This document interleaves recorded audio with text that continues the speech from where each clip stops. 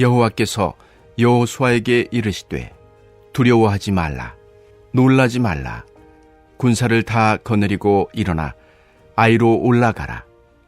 보라, 내가 아이 왕과 그의 백성과 그의 성읍과 그의 땅을 다 내 손에 넘겨주었으니 너는 여리고와 그 왕에게 행한 것 같이 아이와 그 왕에게 행하되 오직 거기서 탈취할 물건과 가축은 스스로 가지라.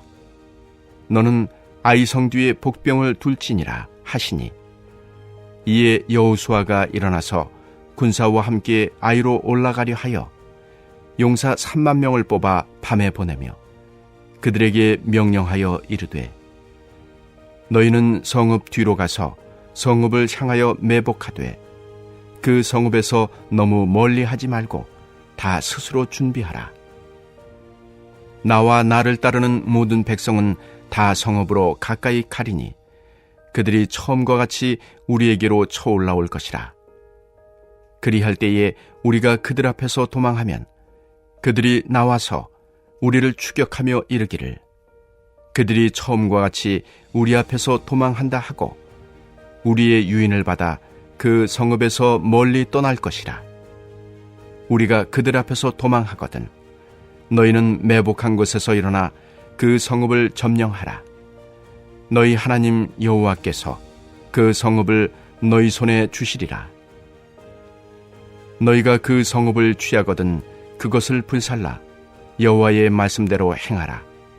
보라, 내가 너희에게 명령하였느니라 하고 그들을 보내매 그들이 매복할 곳으로 가서 아이 서쪽 베델과 아이 사이에 매복하였고 여호수아는 그 밤에 백성 가운데에서 잤더라.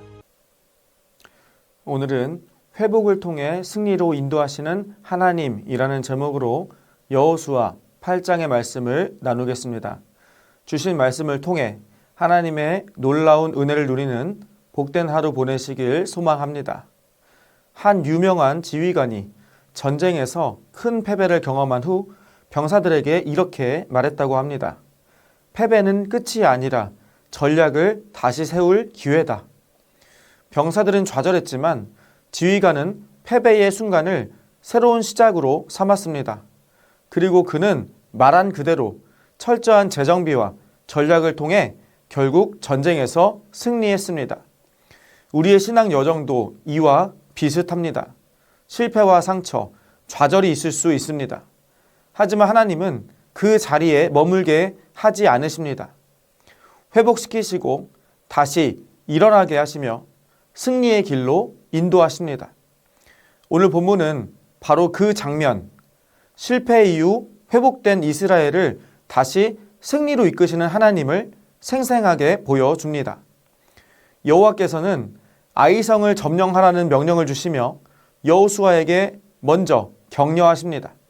두려워하지 말라, 놀라지 말라. 이 말씀은 이미 요단강을 건너고 여리고를 정복하는 과정에서도 반복되었습니다. 왜일까요? 하나님은 이 전쟁이 사람이 싸우는 싸움이 아니라 하나님이 함께 하시는 싸움임을 강조하고 계시기 때문입니다. 하나님은 이미 아이 왕과 백성, 성읍과 땅을 여호수아의 손에 넘겨주었다고 말씀하십니다. 즉, 승리는 이미 선포된 것입니다. 여호수아는 모든 군사를 일으켜 전쟁에 임합니다. 아이성에서 죽임당한 자가 1만 2천 명이었다는 기록은 이스라엘의 규모가 처음과는 비교할 수 없을 만큼 커졌음을 보여줍니다. 이는 압도적인 승리를 통해 백성의 자신감을 회복시키려는 하나님의 계획으로 볼 수 있습니다. 그리고 여리고와 달리 아이성에서는 전리품을 취하라고 허락하셨습니다. 전리품의 취득 여부는 언제나 하나님께 달려 있었습니다. 여리고에서는 전리품을 취하지 않았던 이유가 이방과의 경계를 명확히 하기 위한 공동체적 규례였듯이 이번에는 기념비적인 회복의 전투를 통해 하나님의 공급을 경험하게 하신 것입니다. 여호수아는 용사 3만 명을 받아 본의 매복 작전을 시작합니다. 매복은 고대 전쟁에서 흔히 사용된 전략이지만 신학적으로 주목해야 할 것은 여리고성과 전혀 다른 방식이 사용되었다는 점입니다. 여리고는 제사장, 언약궤, 행진 등 예전적, 신적 개입 중심의 전투였습니다. 그러나 아이성은 하나님의 주권 아래 인간의 능동적 참여가 더해진 전투입니다. 신학자 힐리키는 이것을 하나님의 주권적 선택과 인간의 신실한 행동이 조화를 이루는 양립론이라고 설명합니다. 승리는 하나님이 주시지만 전략적 참여는 인간에게 요구되는 것입니다. 이때 여호수아가 휘두르는 칼은 출애굽기 17장에서 모세가 들었던 지팡이처럼 하나님의 도우심이 흐르는 통로가 됩니다. 여호수아서 전체가 강조하는 신앙의 핵심은 바로 이것입니다. 하나님의 약속을 믿고 순종하는 것이 승리의 길이다. 이스라엘은 먼저 아이성 군대를 유인해야 합니다. 이전에 이스라엘을 이겼던 경험이 있기에 아이성 사람들은 다시 공격해 오리라 예상되었습니다. 여호수아는 그들의 자만과 판단을 정확히 읽고 있었습니다. 이스라엘이 도망가는 척하면 아이성 사람들은 전에처럼 도망가는구나 하며 추격할 것입니다. 이렇게 해서 성읍이 비워진 사이 매복한 이스라엘 군대가 성을 점령할 수 있게 됩니다. 여호와께서는 그 성읍을 너희 손에 주시리라고 다시 확인하십니다. 이는 지난 실패와 지금의 상황이 전혀 다름을 강조하시는 말씀입니다. 이스라엘이 매복한 지역은 아브라함이 수백 년 전 제단을 쌓았던 곳이기도 합니다. 즉, 하나님은 아브라함의 시대 이전부터 이미 이 모든 계획을 준비해 오신 것입니다. 하나님의 약속은 역사와 시간을 넘어 지속적으로 이루어지고 있습니다. 오늘 본문은 회복된 이스라엘이 다시 승리를 향해 일어서는 모습을 보여줍니다.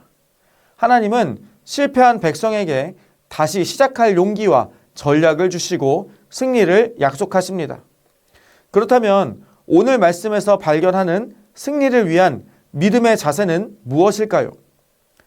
첫째, 담대함은 승리의 출발점입니다. 두려워하지 말라, 놀라지 말라. 이 말씀은 단순한 위로나 감정 조절이 아니라 전쟁의 방향을 결정하는 하나님의 선언입니다. 이스라엘이 처음 아이성 전투에서 패배한 이유는 아간의 죄로 인해 하나님의 임재가 떠났기 때문입니다. 그러나 회개 후 하나님은 다시 그들과 함께 하셨고 이미 승리를 허락하셨습니다. 사랑하는 성도 여러분, 우리도 실패를 경험할 때가 있습니다. 하지만 하나님이 이미 승리를 약속하셨다는 사실을 기억하십시오. 담대함은 상황을 이기기 위한 심리적 무기가 아니라 하나님의 약속을 신뢰하는 믿음의 표현입니다. 둘째, 하나님의 말씀이 우리를 승리로 인도합니다. 이번 전투에서 여호수아는 자신의 판단이 아니라 하나님이 가르쳐 주신 전략 그대로 순종합니다.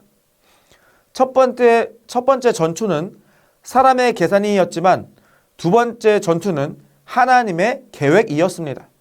결과는 완전히 달랐습니다.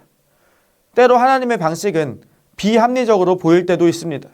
그러나 순종은 하나님의 주권을 인정하는 믿음의 길입니다. 하나님이 침묵하시는 때에도 자기 판단보다 말씀을 붙들고 잠잠히 기다리십시오. 순종 가운데 하나님은 반드시 승리를 경험하게 하십니다. 셋째, 전쟁은 하나님께 속한 것입니다. 이스라엘은 성을 점령한 후 하나님의 명령하신 대로 성읍을 불살라야 했습니다.